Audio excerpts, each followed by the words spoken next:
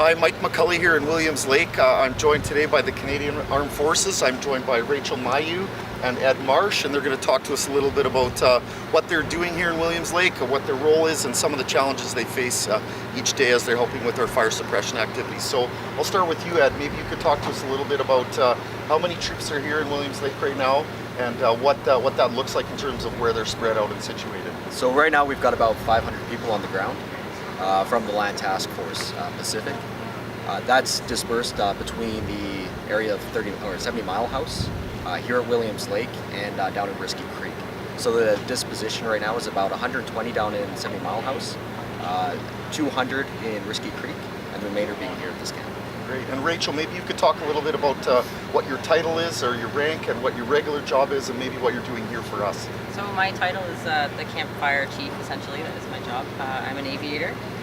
My job here essentially is to make sure that the camp is safe, check all the safety regulations, and just to make sure that everybody who comes to this camp, transient or stays here, has a safe place to stay while they're here. Oh, great. And Ed, what about your job here? What specifically are you focused on in this deployment? So I work part of the command post. So the command and control is really what I'm involved with, and also the personnel counting. So it's really important that we keep track of how many people we have, where they are.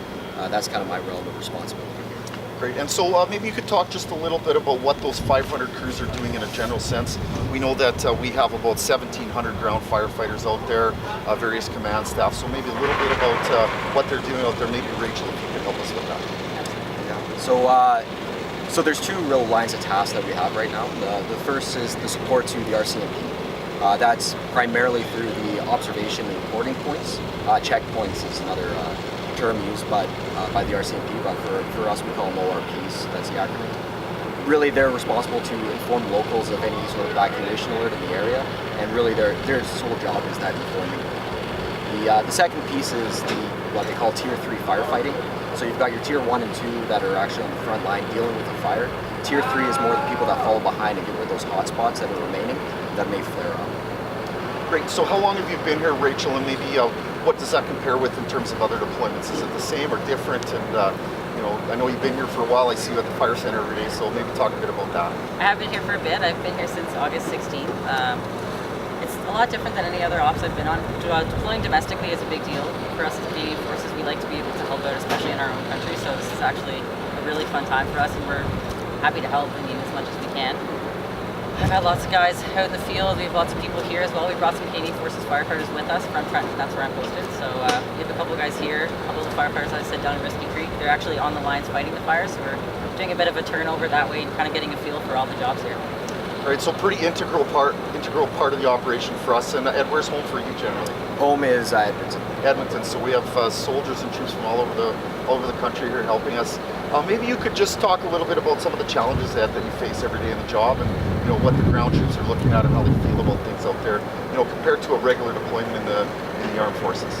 So speaking solely for myself as an infantry officer by trade, our training doesn't really take us to domestic operations dealing with forest fires, right? Normally you've got firefighters for that. So one of the challenges is transitioning from what we would normally do in a military operating environment to domestic operation, which our guys are very professional when it comes to that. Like, people are smart, they pick up the training, but that's just one of those things.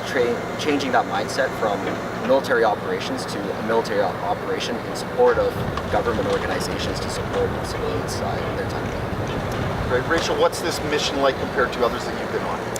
Well, deploying domestically is obviously a big deal, and it seems to be, we feel very welcome everywhere we go here, and that's really nice. We're able to remain professional, but we have a good time everywhere we go. The locals are really, I'm sure they're glad to have us here, and we're glad to be here, and I like that it's a very friendly environment. It's a nice, fun deployment. We're working hard. We have lots of people all over the place, so it's nice to be able to see the land and kind of see, the other side of the country. Yeah, great. I know that for us, we mesh quite nicely together with you under the incident command system. Maybe we could just talk a little bit about what some of the rewards are at the end of the day for your troops. Well, especially for the Tier 3 firefighting, they're clearing a lot of terrain, and it's rewarding on their point of view is really that they're helping the locals, right? And a lot of the people that we have in our Land Task Force are reservists from British Columbia. So the fact that they're there serving their own province is really, really, really rewarding for those guys. Yeah, certainly, and I know there's lots of pieces to the puzzle. We've got, logistics folks, camp staff, reservists, like you say, regular forces people, planning folks, all together, similar to us. So, maybe Rachel, what are some of the things that your troops go home with at the end of the day in terms of helping the community? I think from this, the main thing is satisfaction that we could be able to help out domestically, but they are learning a multitude of skills out here, even though we are firefighters by trade. We don't do a lot of wildland firefighting or forest firefighting for that matter because we are posted on bases. So I think just for our guys specifically, we are able to pick up a lot of wildland firefighting skills and pick up we don't go outside into the wilderness a whole lot, so it's be able to, work with the elements and work with different civilian organizations as well, which is a really good thing for our guys. Yeah, so I know that when we bring other organizations in, it's constantly a learning experience.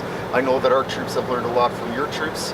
On behalf of our organization, I'd just like to say thank you for helping out.